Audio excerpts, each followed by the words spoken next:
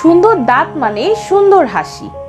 হাসিকে সুন্দর করার জন্য দাঁতের যত্নের গুরুত্ব অপরিসীম।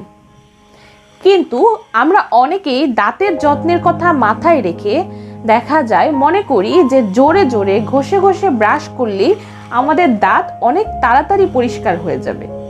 কিন্তু আসলে এই ধারণাটি সম্পূর্ণ ভুল। জোরে জোরে ব্রাশ করলে কখনোই দাঁত তাড়াতাড়ি পরিষ্কার হয়ে যাবে না, কিংবা পরিমাণের তুলনায় বেশিও পরিষ্কার হয়ে যাবে না। বরং জোরে জোরে ব্রাশ করলে আমাদের দাঁত এবং মাড়ির অনেক ক্ষতি হয়ে যাবে। প্রথমেই আসি, জোরে জোরে ব্রাশ করলে আমাদের দাঁতের গোড়া আলগা হয়ে যেতে পারে। এতে করে অচিরেই আমাদের দাঁত নড়ে যেতে পারে। আমাদের দাঁতের যে সবচেয়ে স্ট্রং লেয়ার মানে এনামেল, সেটি কিন্তু জোরে জোরে ব্রাশ করার ফলে ক্ষয় হয়ে যেতে পারে। এতে করে এনামেল যখন ক্ষয় হয়ে যাবে তখন ঠান্ডা কিংবা গরম পানি খেলে আমাদের দাঁত শিরশির করতে পারে।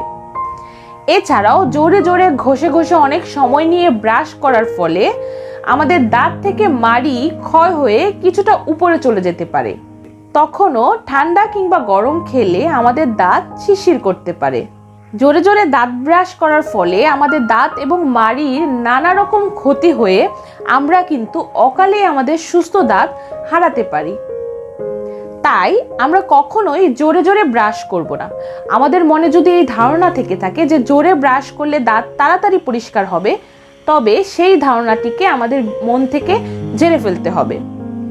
দাঁত ব্রাশ করতে হবে উপর থেকে নিচে 2 থেকে 3 মিনিট এবং আলতোভাবে দাঁত ব্রাশ করতে হবে। কখনোই জোরে জোরে ঘষে ঘষে দাঁত ব্রাশ করা যাবে না। যদি আমরা আলতোভাবে উপর থেকে নিচে করে 2 থেকে 3 মিনিট ব্রাশ করি, তাহলেই আমাদের দাঁত সুস্থ এবং স্বাভাবিক থাকবে।